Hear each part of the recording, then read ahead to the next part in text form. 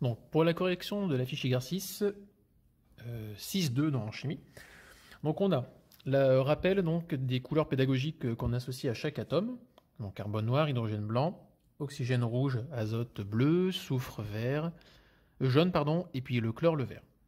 Pour rappel des éléments, d'accord, le carbone se représente par C, on sait qu'en structure de Lewis il a 4 points. L'hydrogène c'est H avec un seul point, que l'oxygène se représente avec un O, 2 doublés non liants, 2 points, donc 2 électrons libres. On a le N pour l'azote, un doublé, 3 points. Le soufre se représente avec 2 traits, 2 points. Le chlore avec 3 traits pour les 3 doublés non liants et 1 point pour potentiellement une liaison chimique puisqu'il a un électron. Donc l'idée c'est la suivante, c'est de représenter en structure Lewis complète, donc en développer les molécules suivantes. Et puis on va rajouter aussi qu'on va donner les formules brutes. Donc pour la première molécule, on a donc blanc, blanc, rouge. Si on identifie la structure, c'est-à-dire qu'on a 2 blancs, donc on a 2 H, donc on va écrire ça du H2. Il y a un rouge, un oxygène. Le 1, c'est comme pour les mathématiques, on n'est pas obligé de l'écrire. Donc on va avoir formule brute, un oxygène, 2 hydrogènes, si on le lit de droite à gauche. Donc, je propose aux élèves de le faire comme ça me semble un peu plus pertinent en termes de lecture. Et ça évite les confusions.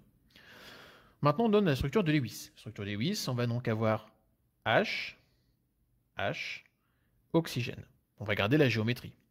On sait qu'il y avait un point entre chaque élément. Donc le doublé se représentait comme ceci.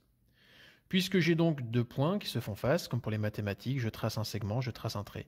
Et on va donc avoir ces liaisons covalentes qui apparaissent pour la molécule. Dans la molécule suivante, on peut donc identifier qu'il y a C2. On a H, 1, 2, 3, 4, 5, 6. H6, O. Il n'y en a qu'un seul. L'ordre des atomes dans les structures, dans les formules brutes, n'a pas d'importance. C'est juste que, par habitude, une espèce de convention, on se donne finalement l'ordre alphabétique. Voilà, maintenant il n'y a pas d'ordre établi, on fait comme on en envie. Le plus important, c'est surtout d'avoir le bon symbole avec le nombre d'atomes qui s'y rattachent. Maintenant, on veut donc la formule développée. Donc on va donc avoir carbone, 3 points, qui est relié avec un autre carbone. Je consomme déjà une liaison chimique vers un autre carbone. Autour de lui, il y a 3 liaisons hydrogène. Ça c'est fait. Je passe à l'autre carbone, j'ai 2 liaisons hydrogène à utiliser. Voilà, et il me reste une 4e qui est en attente. La 4e en attente, je vois qu'elle est reliée à l'oxygène. Hop, mais ce symbole, lui, c'est 2 doublés, il reste un point. Ce point, c'est la liaison covalente qui va se faire avec l'hydrogène qui sera derrière. La formule suivante, on a donc 1, 2, 3 carbones, donc on est en C3, 1, 2, 3, 4, 5, 6, H6, O. Et si on a bien compris donc cette structure, cette géométrie, eh bien on va avoir carbone, carbone, carbone, H, H, H, hydrogène, hydrogène et hydrogène. L'atome central n'a consommé que 2 liaisons, il est relié à un autre oxygène, et puis je vois qu'il y a 2 liaisons entre les deux, bien oui, effectivement, on va avoir une double liaison ici, comme ça on a 1, 2, 3, 4 liaisons autour du carbone. Structure suivante, on va prendre celui-ci, on va se garder la toute dernière pour la fin, un peu plus compliqué à observer. On a donc C, H2, O2. Structure, donc on a C avec un H, double liaison oxygène, liaison O, liaison H. Voilà. Je les ai gardés un peu en plan, histoire de travailler une autre représentation semi-développée. Maintenant, même s'ils étaient un petit peu décalés, ça serait bon. La molécule suivante, c'est le HCl, tout simplement. Donc on a H relié à Cl, comme ceci. La molécule suivante, c'est un carbone, 1, 2, 3, 4, 5 hydrogènes, il ne faut pas se tromper là-dessus, et un atome bleu, donc un atome d'azote. La molécule se représenterait avec un carbone, relié à 3 hydrogènes en formule développée. La 4e liaison va se jumeler avec un atome d'azote, qui lui fabrique 3 liaisons normalement, j'en consomme une, et je m'observe bien effectivement qu'il me reste 2 liaisons covalentes avec de l'hydrogène. Pour la suivante, on a 1, 2, 3 carbones, c'est 3. 1, 2, 3, 4, 5, 6, 7 hydrogène, un azote, un oxygène.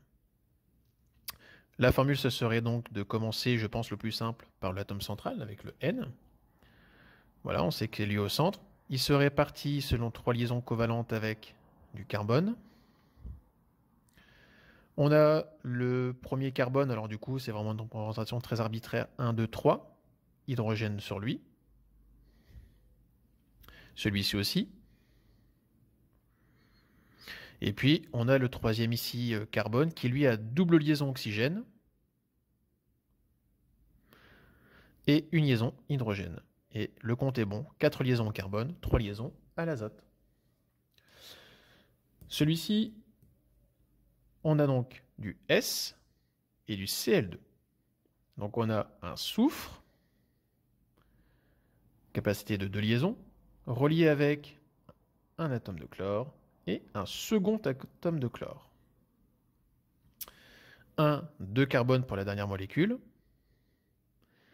1, 2, 3, 4 hydrogènes. 2 oxygènes. Donc cette molécule, ça serait donc du CC, ce qui représenterait finalement une espèce de squelette carboné quand on va travailler sur les molécules.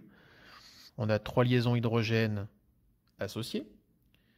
On a ensuite une double liaison oxygène ici. La quatrième liaison va vers un autre oxygène qui lui est associé à un autre hydrogène.